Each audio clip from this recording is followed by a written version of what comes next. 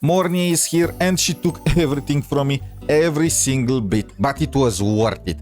I am saying this with less than 1 month until a match release and the Cyberpunk collab on the horizon. Help.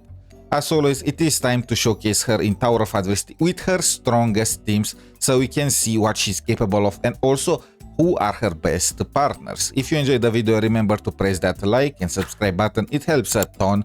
With that out of the way, let's just get started. Before going to the actual showcase, let me show you my Mornye stats and the way to build her. I already have a video going in detail about this, make sure to check that one out.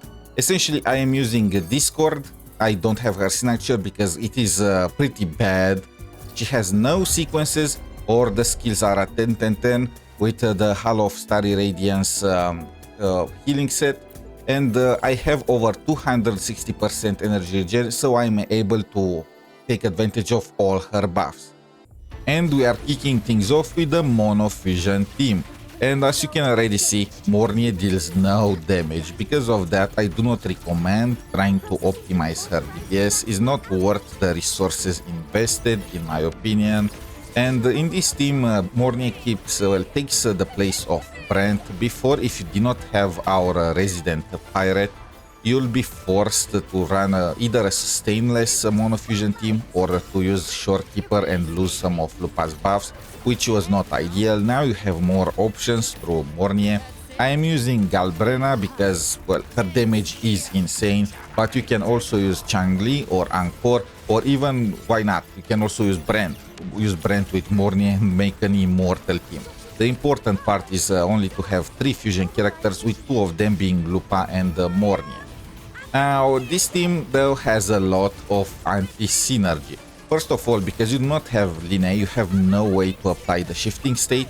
In other words, your Mornye cannot buff your team, it does not provide that 40% damage buff. And then Lupa buffs basic attack damage with her outro, however you cannot take advantage of that with Galbrena. And Galbrena, well, you cannot get to 5 echo stacks with her, 3 is the maximum. The Iuno, lynae and Mornye team, this is my favorite. Lynae and Mornye have some insane synergy with each other. You want those two together, they are the core. Mornye increases the build-up rate of Toon Break and lynae increases its damage, so you break harder and faster. Lynae at the same time applies shifting on enemies, which triggers the 40% damage increase from Mornye. She's the only character currently in the game capable of doing it. Now pay attention here.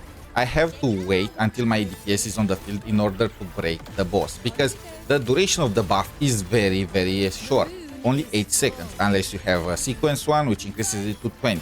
But in 8 seconds you need to get the most of it, so you need to have the DPS on field and you need to have their highest damaging abilities ready, otherwise you are just gonna lose some of that DPS, which is not ideal. I am using Iuno because she's the best partner with those two, but she is replaceable. She is here because lynae increases liberation damage and Iuno takes advantage of it, but other characters like Shangliao and Calcharo are also working, even though, let's just be honest, Iuno is definitely the best.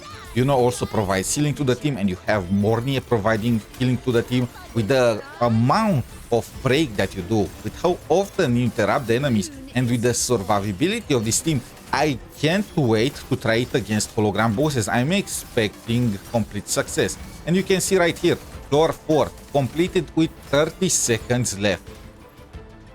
Here is the crazy part. The lynae Mornye combo is so strong, their buffs are so universal that you don't even need characters that scale with liberation to be able to use them. You can use pretty much any DPS in the game. The liberation damage from lynae is of course nice, but is not necessary. She's already strong enough even without it.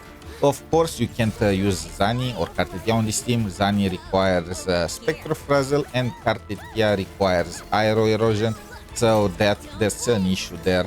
Like before, you need to wait for your DPS to be on the field in order to trigger the 40% damage bonus. And here is a nice thing that you can do with Carlotta or with other characters. You can cancel their animations using the Toon Break.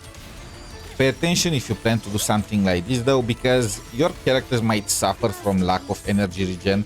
I can use this pair with Carlotta instead of ZZ, but I was lacking energy regen before. I had to go and craft some, upgrade some echoes with regen substat in order to be able to properly use her ultimate rotation. Otherwise, I will be cooked.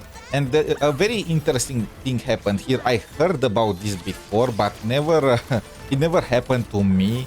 As you can see, I finished in 2:30 and 43 seconds. Kuro, can we fix this bug, please? And this is only the tip of the iceberg. As more and more characters are released with the shifting mechanic, she's only gonna get better and she's gonna get even more universal. I don't think for a second Kuro is planning to lock that mechanic behind lynae. It does not make any sense. And of course, they are waiting for their best DPS. Iuno is good, she synergizes with the team, but let's be honest, she's not meant to be part of that core. Either 𝗖cie or Luke is gonna be the answer, or maybe some other character that we don't know of. Usually they are releasing the characters that pair with each other in the same version in order to milk us. So either Luke or 𝗖cie is my guess. Hopefully it is 𝗖cie because I was planning to pull for her regardless and I was planning to skip Luke. It will be very awkward if I can't use those two otherwise. Did you pull for Mornye? How did you find her? Please let me know down below. Until next time, have a wonderful day. Good luck with your pulls and bye for now.